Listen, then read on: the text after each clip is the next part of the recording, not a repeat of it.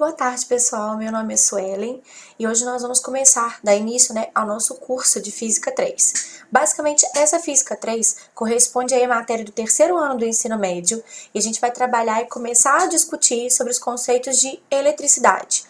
Assunto muito importante que aparece em vários concursos, várias provas, sejam elas concursos de vestibulares ou militares, é sempre um assunto bastante cobrado. Então é importante a gente trabalhar isso com requinte de detalhe para que a gente possa resolver os exercícios e aplicar aí na hora da prova quando necessário. Tá bem? A gente começa estudando eletricidade, falando sobre eletricidade, pensando que a gente vai dividir esse estudo, essa análise desse conceito, em duas partes. O que a gente chama de eletrostática e o que a gente chama de eletrodinâmica.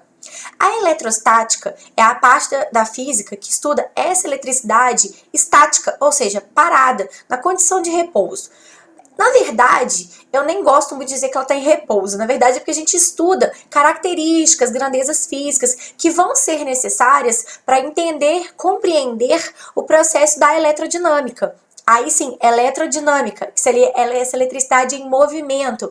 É o que diz respeito à parte do estudo de circuitos elétricos, corrente elétrica, questão do choque, por que acontece, por que não acontece, como acontece. Todos esses efeitos a gente trabalha na eletrodinâmica. Mas para a gente chegar até lá e conseguir entender a eletrodinâmica, eu preciso que vocês conheçam algumas características do estudo da eletrostática, que vocês saibam o que é um campo elétrico, o que é o potencial elétrico, o que são os processos de eletrização, na verdade o que é carga. Afinal de contas, o que é esse tal de elétron e próton que a gente ouve falar por aí? E é por aí que a gente vai começar na aula de hoje. A gente vai falar sobre os conceitos iniciais dessa eletrostática, para a gente entender todo esse processo do estudo da eletricidade. Beleza? Vou abrir um slide para vocês e vamos conversar um pouquinho sobre essas características, esses conceitos iniciais. Bora comigo? Tá aqui, eu preparei um slidezinho para vocês, pra gente conversar um pouquinho e ir, na verdade, direcionando o nosso estudo a partir de agora, beleza? Vamos então começar a falar sobre a introdução à eletrostática.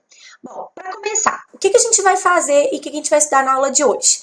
Basicamente, eu quero que vocês saiam daqui compreendendo o conceito de carga elétrica e sabendo qual é a unidade no sistema internacional para medida dessa característica aí física, compreender as diferenças entre condutores e isolantes e também compreender a aplicação desses conceitos abordados ao cotidiano. E é isso que a prova do Enem adora cobrar, é associar esses conceitos físicos à prática do cotidiano, a exemplos que são aí próximos de vocês, próximo à vida de vocês, ao dia a dia de vocês, né? Onde a gente começa então? Bom, primeira coisa, eu não sei se vocês alguma vez na vida, principalmente as meninas que estão aí assistindo essa aula, já passaram tudo no cabelo para ele não dar esse tal desse frizz, mas mesmo assim ele continua arrepiado. Dá uma raiva, não dá? Vamos combinar. Só que necessariamente esse frizz ele acontece porque existe a eletricidade estática nos cabelos. Se você conversar com o seu cabeleireiro, ele vai falar isso com certeza. Mesmo que ele não saiba muito de física, ele sabe que ao atritar o pente do cabelo, o pente no cabelo, né, você começa a trocar cargas elétricas. E aí esses fios ficam, a gente chama de carregados. E por isso acontece essa separação ou esse distanciamento entre os fios. E é por isso que a gente precisa entender a eletrostática para entender os conceitos aí do cotidiano. Quem diria, né, um cabeleireiro falar e saber falar sobre física, né? Não sei se vocês já observaram também, alguns carros, principalmente esses carros e caminhões que transportam, tipo materiais que são inflamáveis, cargas inflamáveis. Pois é, eles costumam ter um fio, um material condutor, por exemplo, uma corda, algo pendurado nele aí, que encosta ou que esbarra no chão. Esses caminhões, eles têm esse material porque, da mesma forma com que você fica lá esfregando o pente no cabelo, esse carro, quando ele está em movimento, ele também atrita com o ar.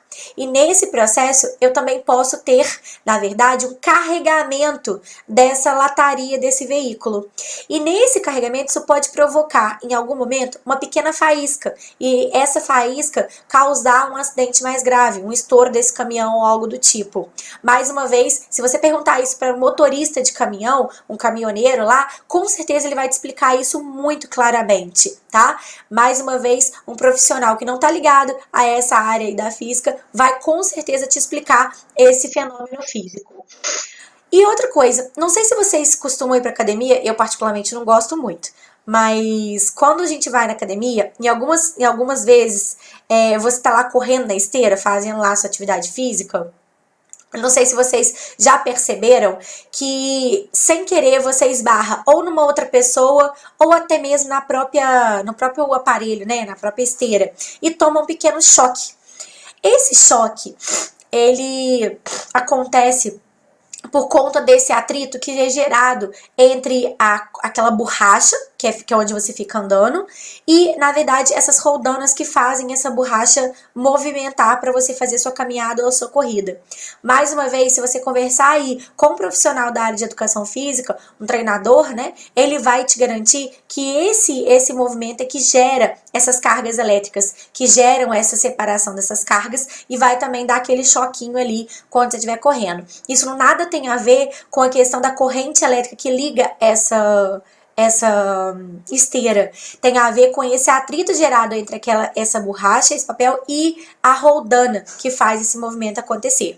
Olha só que interessante. 3 exemplos de sistemas práticos que estão associados à eletricidade e que estão aí no seu cotidiano e que não precisa nem ser nenhum gênio aí da física para poder estar entendendo, compreendendo o processo. Para a gente entender um pouco melhor como isso acontece, eu queria perguntar para vocês o seguinte: por acaso vocês já ouviram falar aí do conceito de carga elétrica? Não sei se vocês já ouviram falar já ouviram esse termo, né? Mas a eletricidade, estática, ela vai ser, na verdade, definida exatamente por essa separação dessas cargas elétricas. É um fenômeno que a gente chama, que dá o nome, né, de eletrização dos corpos. Isso acontece por quê? Bom, por que e como, e afinal de contas, o que é a carga elétrica? O conceito de carga elétrica, ele está associado, na verdade, à estrutura, a mínima estrutura que compõe o átomo. Isso, lá da química, sabe? Lembra dele? Pois é, a carga elétrica, ela é uma propriedade, ela é uma partícula atômica. É com ela que a gente estrutura e, teoricamente, forma esse átomo, tá? Essa carga elétrica, ela vai aparecer para construir esse átomo e você divide esse átomo em 2 partes. Um que a gente chama de núcleo e o que a gente chama de eletrosfera. Na eletrosfera, eu encontro os elétrons. No núcleo, eu vou encontrar uma carga chamada de próton e outra chamada de nêutron, tá? Independente se eu estou falando de um próton ou de um nêutron ou de um elétron, a carga ou a medida dessa carga elétrica, ela é dada através de uma unidade chamada de coulombs. E a gente costuma representar essa unidade pelo C, tá? Pelo C de Coulomb, ok?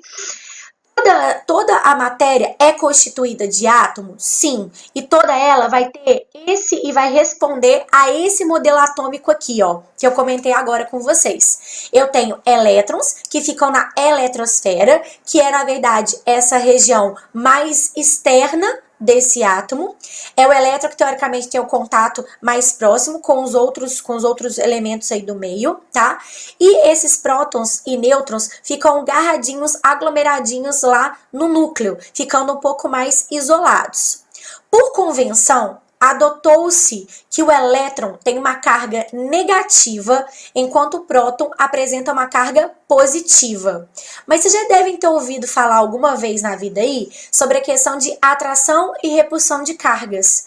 Você já deve ter ouvido falar que os opostos se atraem? Já viu a avó da gente falando isso? Coisa desse tipo? Esse ditado popular, ele vem exatamente dessa ideia de que o elétron, ele vai atrair o próton, mas ele vai repelir todos os outros prótons que tiver próximos dele, porque ele não aceita esse igual, essa relação de igualdade. É por isso que aparecem os nêutrons. Os nêutrons são esses caras que vão separar os prótons no núcleo do átomo para impedir que esse núcleo exploda, teoricamente, né? Porque o próton repelindo o outro, repelindo o outro, repelindo o outro, simplesmente esse núcleo não ia conseguir estar estruturado ou formado ali nessa parte mais interna do átomo. E aí a carga desse nêutron é zero. Ela é zero. Ele não tem nem carga positiva, nem carga negativa. Então, por simbologia, a gente diz que o elétron é negativo, o próton é positivo e o nêutron, bom, o nêutron não é nada, ele não tem carga elétrica. Ele serve, na verdade, como um isolante, um separador das cargas ali dos prótons no núcleo desse átomo. Perfeito? Espero que tenha entendido até aqui, tá? Essa região, esse núcleo, ele vai ser basicamente, então, constituído de prótons e nêutrons, e essa eletrosfera vai ser, então, dotada de cargas elétricas negativas, onde eu tenho os elétrons. Esse aí é um modelo atômico. Eu queria chamar a atenção rapidamente aqui para vocês de que esse cara, ele é um modelo. O átomo não é desse jeito. A gente não consegue ver bolinhas, né, girando para lá e para cá. Na verdade, esse é só simplesmente uma representação simbólica do que é um átomo, e esse modelo corresponde bem às expectativas que a gente tem dentro do conceito da ciência. Então a gente adota esse cara aí como um modelo, tá?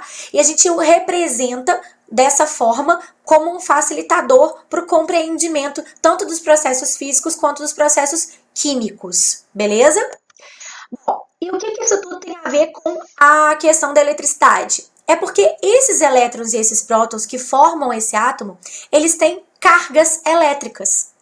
E a carga elétrica, ela é exatamente esse valor que vai ser atribuído ao elétron e ao próton, correspondendo a essa interação de atração ou repulsão, tá? Essa carga elétrica é, teoricamente, a menor quantidade de carga que eu encontro na natureza. E ela tem um valor que é de 1,6 vezes 10 elevado a menos 19 coulombs para cada um desses caras. Ou seja, para o próton ou para o elétron. A diferença é que o elétron vai ter uma carga negativa, ou seja, ele vai valer menos 1,6 vezes 10 a menos 19. Enquanto o próton, ele vai ter uma carga positiva, ele vai valer mais 1,6 vezes 10 a menos 19, tá? Assim como a gente tem os múltiplos para as grandezas físicas que são aí usadas de forma comum por você, por exemplo, como grama para massa, tá? O Coulomb também tem os seus múltiplos, os seus submúltiplos, né? Eu vou dizer que um milicoulomb representa aí 10 a menos 3 coulombs. Então, se eu quero dizer que eu tenho 1 coulomb de carga, ou eu posso dizer que ele tem 1 milicoulomb. Só quando eu falo isso, eu estou dizendo que ele tem 10 a menos 3 em quantidade de carga, tá? Aparece ainda pra gente o microcoulomb e o nanocoulomb. Micro, 10 a menos 6 e nano, 10 a menos 9. Vai ser interessante vocês trabalharem com esses submúltiplos, porque como a carga é um número muito pequenininho, observem aí, ele é 10 a menos 19. Para eu chegar a ter 1 coulomb de carga, eu preciso de muita carga, né? Porque eu preciso de muito desses caras, muitos elétrons e muitos prótons para conseguir chegar a essa quantidade de carga para um corpo. E aí é muito comum a gente ter, na verdade, cargas que também são pequenininhas. E aí é onde aparece a representatividade desse submúltiplo, tá? Então, guardem isso daí. Micro é 10 a menos 6, nano é 10 a menos 9 e o mili é 10 a menos 3, ok? Muito bom. Aí, então, a gente costuma representar, tá? A carga do próton como mais 1,6 vezes 10 a menos 19 e a carga do elétron como 1,6 vezes 10 a menos 19. Cada átomo, no seu estado natural, tem o número de prótons igual ao número de elétrons. Isso caracteriza o estado neutro desse átomo. Então, quando eu digo que eu tenho um corpo ou um átomo que está neutro, quer dizer que ele tem o mesmo número de prótons que o número de elétrons. E aí é como se, na verdade, um próton anulasse um elétron em relação ao valor da sua carga, tá?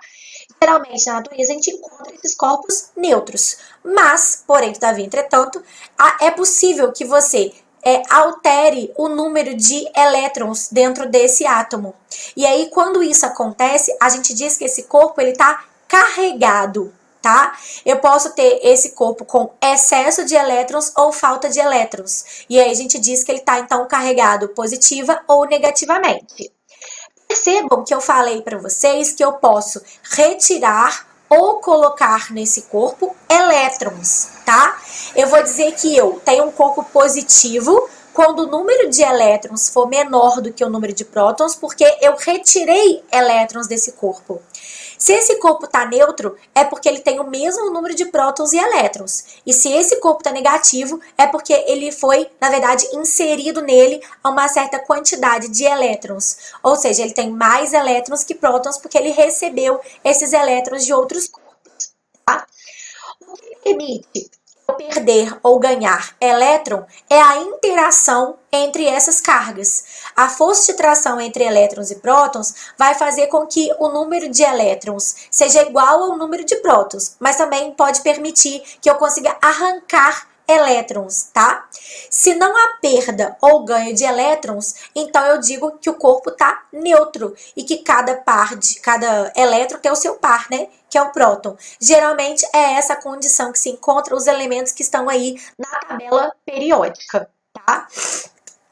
Isso acontece e é fácil colocar ou retirar elétrons do átomo e eu não consigo fazer a mesma coisa com os prótons, porque os elétrons eles ficam orbitando em volta desse núcleo com uma força que é dada pelo núcleo, né, através dos prótons que estão lá bonitinhos no núcleo, só que ele fica um pouco mais distante dessa força, dessa interação lá, dessa força de coesão existente no núcleo. E cada vez que eu tiver esses elementos lá da tabela periódica, por exemplo, com subníveis de energia mais afastados desse núcleo, mais fácil é para retirar ou inserir elétrons no corpo. Cada um desses elementos tem aí um subnível de energia diferente, né, que fica lá representado e esquematizado através da distribuição eletrônica que vocês aprendem lá na química, tá? Cada átomo, cada elemento tem a sua distribuição eletrônica e aí você percebe os subníveis que são distribuídos. Eu coloquei 3 exemplos aqui: o cobre, o alumínio e o cloro. Tá aí o número de elétrons, que ele possui e a distribuição correspondente a esses níveis e subníveis, tá? Dessa distribuição eletrônica. Perceba que o cobre, ele tem um elétronzinho lá no nível N que tá sozinho, quase que abandonado lá, né? Tá lá isolado. Isso se torna um facilitador no processo desse corpo de perder elétrons, tá? Enquanto quando a sua camada está completamente preenchida, por exemplo, como o cloro aparece aí para vocês, é mais difícil de você conseguir arrancar ou colocar elétrons, já que a camada está bonitinha, como a distribuição. Eu não disse que é impossível, eu disse que é difícil. Eu disse que quando eu tenho um elemento que tem um elétronzinho solto lá na camada, sozinho, é mais fácil disso acontecer, ok? E é através exatamente desse número de elétrons que eu tenho na camada de valência que a gente costuma dividir os elementos em condutores e isolantes. Se as cargas elétricas têm maior facilidade de se mover, como por exemplo acontece com o cobre, eles são considerados condutores, tá? Porque eu tenho poucos elétrons na camada de valência, com fraca ligação com o núcleo e, portanto, eles se tornam excelentes condutores de energia. É o exemplo, por exemplo, dos metais: cobre, alumínio, ouro, prata. Já aqueles que têm uma certa dificuldade no processo de liberação desse elétron ou do ganho desses elétrons, né? Você tem maior dificuldade nesse processo de conduzir eletricidade e, portanto, eles são considerados isolantes, tá? Claro que eles podem, como eu acabei de falar, eles podem conduzir essa eletricidade se a presença de uma força muito grande romper as ligações entre o elétron e o núcleo, tá? Mas se a camada de valência está cheia ou quase cheia, a chance disso acontecer é menor. É o caso, por exemplo, do vidro, da porcelana, do plástico, da borracha, tá? E é assim que, dessa forma, percebam que a prova do Enem vai gostar de cobrar de vocês essas questões, onde eu posso vincular ou estabelecer uma relação entre, por exemplo, a física e a química, já que a gente está falando de um conteúdo que é cobrado, que é chamado de ciências da natureza, né? Então, é através desses conceitos, por exemplo, que eu crio uma questão que é bem elaborada e que trabalha e aborda os dois conceitos aí da física e da química, beleza? Bom, se tá tudo bem, eu queria passar algumas orientações para vocês estudarem aí ao longo dessa semana até a nossa próxima aula, tá? Eu queria que vocês assistissem o vídeo com bastante calma, busquem materiais complementares sobre o assunto, leia com bastante atenção o material que estiver à sua disposição, seja livro didático, seja materiais complementares de cursinhos, seja qualquer coisa, tá? Leia com calma e faça um resumo, anote as informações que são importantes, grifem as informações que são importantes, tá? Façam exercícios por níveis, e níveis fáceis, médios e difíceis. Vai crescendo e sentindo confiança em vocês mesmos para vocês chegarem no nível mais elevado de conhecimento. E a gente vai marcar a nossa próxima aula com um tema chamado de processos de eletrização. Continuando então, estabelecendo então a continuidade aí desse assunto de eletricidade. Espero que essas noções iniciais tenham ajudado vocês e, se Deus quiser, a gente vai estar junto na próxima aula. Muito obrigada, meninas. Fica aqui o meu enorme beijo para vocês.